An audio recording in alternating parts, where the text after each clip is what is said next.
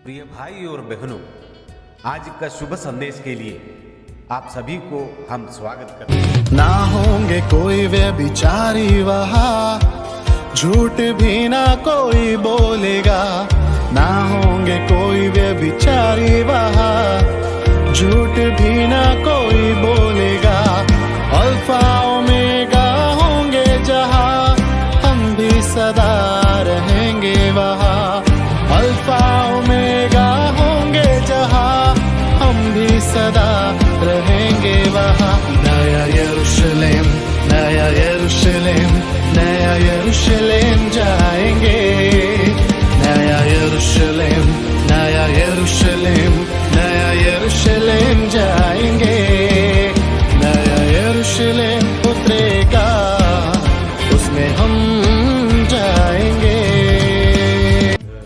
आज का संदेश ब्रदर सत्यराज अंगलेश्वर से बांटा जाएगा। प्रार्थना के साथ सुनिए। प्रभु के नाम की स्तुति हो। सुबह संदेश के सभी श्रोताओं को जय मसीह की। प्रिय, आज के सुबह के मनन के लिए हम प्रेरितों के काम अध्याय 1 पद 12 से 26 मनन करेंगे। पिछले 2 सुबह संदेश में हमने इसी अध्याय से 2 विषय के संबंध में मनन किए थे।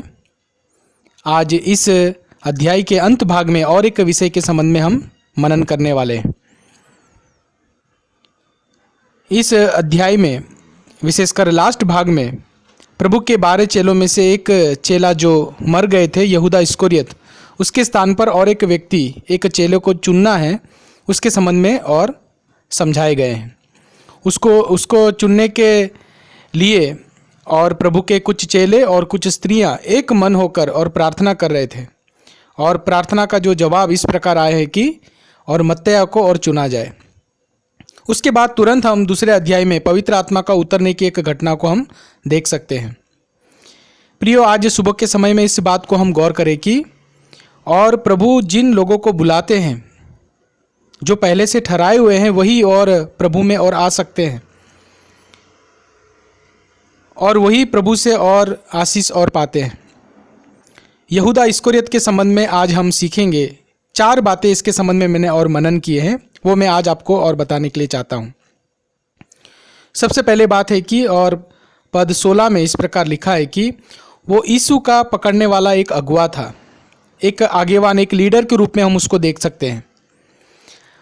जब प्रभु इस संसार में थे तब प्रभु ने 12 चेलों को चुना, उसमें यहूदा इस्करियोत को भी चुना, जो और पैसों का जो हिसाब किताब वो रखता था।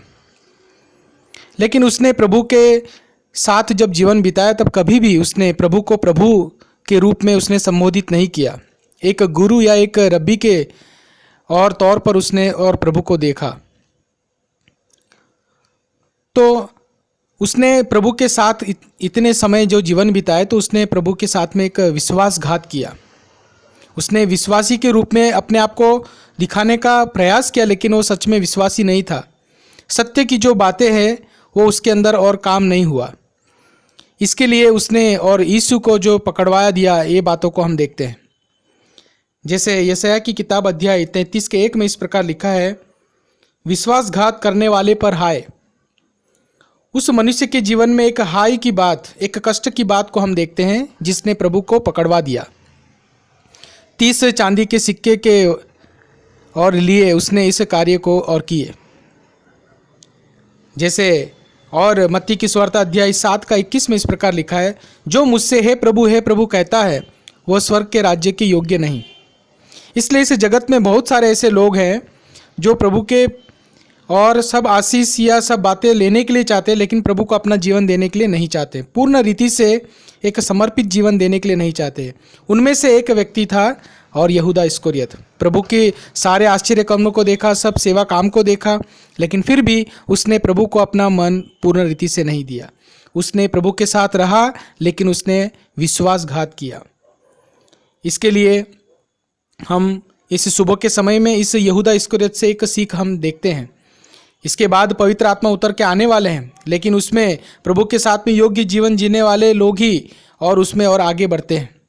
उसमें यहूदा इस्करियोत का नाम और नहीं आए हैं, क्योंकि उसने प्रभु के साथ में एक विश्वासघात किए। इसके लिए हमारे जीवन को हम आज टटोले और प्रभु में और अच्छे विश्वास से हम आगे बढ़े, प्रभु को हमारा पूर्ण मन देकर हम प्रभु के साथ में एक जीवन जिए। ये पहली बात इसके अंदर हम और देखते हैं। दूसरा एक बात उसके जीवन में हम देख सकते हैं कि पद 18 में लिखा है, उसने अधर्म की कमाई कमाई, मतलब उसने और धन का लालच किया। जैसे 1 तिमोथी 6:10 में लिखा है, रुपयों का लोभ सब प्रकार की बुराई की जड़ है। थोड़े से पैसे के लालच की वजह से और उसने प्रभु को और पकड़वा दिए।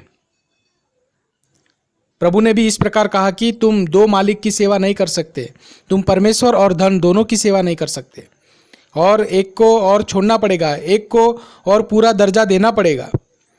हम प्रभु में विश्वास में आए तो पैसा नहीं चाहिए ऐसा नहीं है, पैसा हमको चाहिए, हमारी आवश्यकता के लिए पैसे की ज़रूरत है, लेकिन वो हमारा एक मालिक बने ये हम कभी नहीं होने देना है। इसके लिए ये जो धन की बातें हैं वो भी हमको और बड़े फंदे में फंसाते हैं। जैसे लिखा है कि और एक व्यक्ति, धनी व्यक्ति के बारे में हम देखते हैं, उसने प्रभु के पास आकर कहा कि अनंत जीवन पाने के लिए मैं क्या करूं? प्रभु ने कहा कि तू सारी आज्ञाओं को पालन कर। उसने कहा ये सब तो मैं बचपन से करता हूँ। तो प्रभु ने कहा तुझ में एक बात की घटी है, तुम्हारे पास जो पैसा है, जो कुछ संपत्ति है वो कंगालों को दे।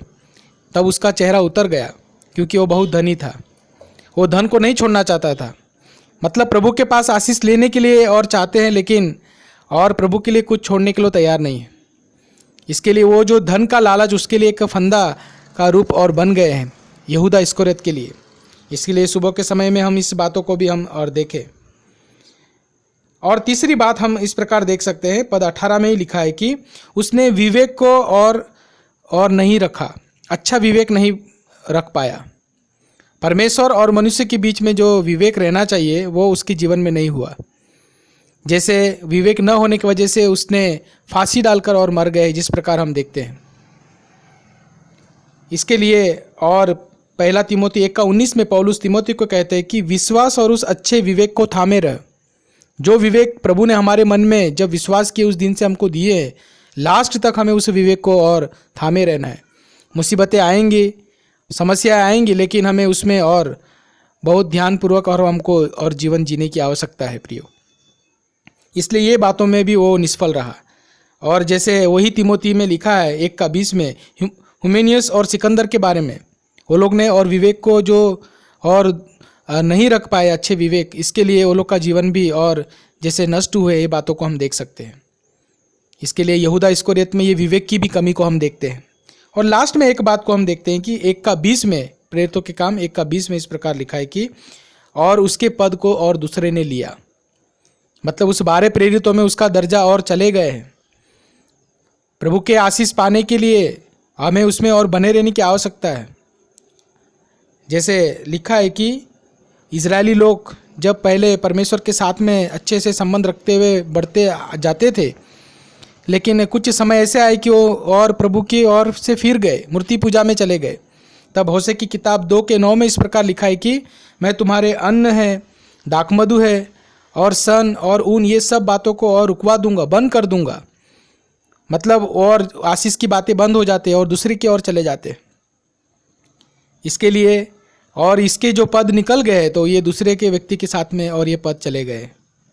वही एक उदाहरण हम और जो गृहस्वामी के बारे में भी हम पढ़ते हैं मत्ती की सुवार्ता अध्याय 21:41 में।